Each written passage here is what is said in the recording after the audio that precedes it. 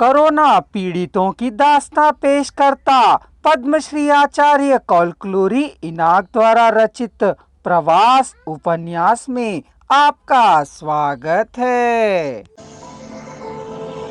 सवेरे रतन की पत्नी हाहाकार मचाकर रोने लगी थी। जाकर माँ और बच्ची को देखा। बच्ची के हाथ को पकड़ा था पर वह मर गई थी। वह मर जाएगी कि कल ही डॉक्टर ने कहा था। अतः रतन अपनी छाती पर पत्थर रखे बैठे हुए था। राम को सांत्वना देना आता नहीं था। अभी राम का हृदय का भार उतरा जाकर सो गया था। नक्षत्रों का हिसाब नहीं हो पा रहा था। वह नन्ही बच्ची भी क्या नक्षत्र हो गई होगी। गरीब नक्षत्र शायद नहीं रहे होंगे। संपन्न ही आकाश में स्थान खरीदकर नक्षत्र ग्रहों का निर्माण करते होंगे शायद। बच्ची को जीवित करना किसके वश की बात है। उदास हो गया। सवेरे पैदल चलने की जरूरत नहीं होगी कह निर्णय कर लिया था। दूर भागती जाती हुई नींद को उसने बुलाया। वह आई। आंखों पर बैठो कहा। वह बैठ गई।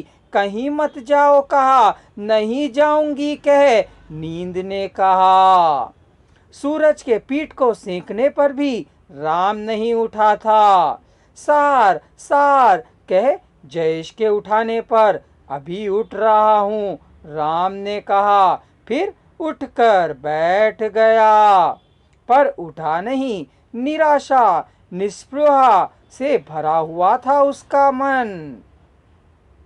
राम तैयार होकर बच्ची के पास गया। औरतें पास में और आदमी दूर खड़े थे। बच्ची का क्या करेंगे। कहीं ले जा नहीं सकते हैं। यहीं पर उसकी समाधि कर देंगे राम ने कहा। इस पर सभी ने अपनी सहमति व्यक्त की। रतन कुछ बोल नहीं पा रहा था। बच्ची की माँ जोर जोर से रो रही थी। राम किशोर को लेकर गया। एक छोटा सा गड्ढा खोदा। गहरा खोद बच्ची को नहलाकर नई फ्रॉक पहनाकर उसे कंधे पर लेकर राम चल रहा था तो सभी रोते रोते उसके पीछे पीछे चल रहे थे। रतन और उसकी पत्नी छाती पीट पीट कर रो रही थी। बच्ची को गड्ढे में लिटा दिया गया। सोने की गुड़िया सी थी बच्ची। देखते रहने पर प्राण छूटते से लग रहे थे। माता पिता की हथेलियों में मिट्टी भरकर बच्ची को मिट्टी में मिला देने के लिए कह गड्ढे में डलवाया गया। उसके बाद राम, किशोर, सीता, रमा सभी ने मुट्ठी भर भर मिट्टी डालकर गड्ढे को भर दिया था। अब बच्ची दिखाई नहीं दे रही थी। थोड़ी देर पहले तक बच्ची वास्तविकता थी। अब शून्य हो गई थी। कल तक साथ भी अब झूठ हो गया था। कल तक गोद लेना सच था। आज गड्ढे को सौंपना भी सच है।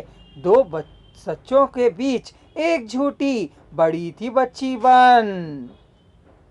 बच्ची अपनी माँ के बगल में लेटने की तरह भूमाता की गोद में लेटी हुई थी।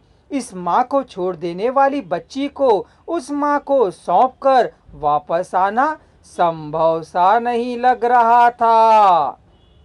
माया के गड्ढे के बगल में ही बच्ची का गड्ढा है। माया का गड्ढा शिशु के सजीव चेतनता का चिन्ह है। बच्चों का गड्ढा शिशु के सजीव चेतनता का चिन्ह है।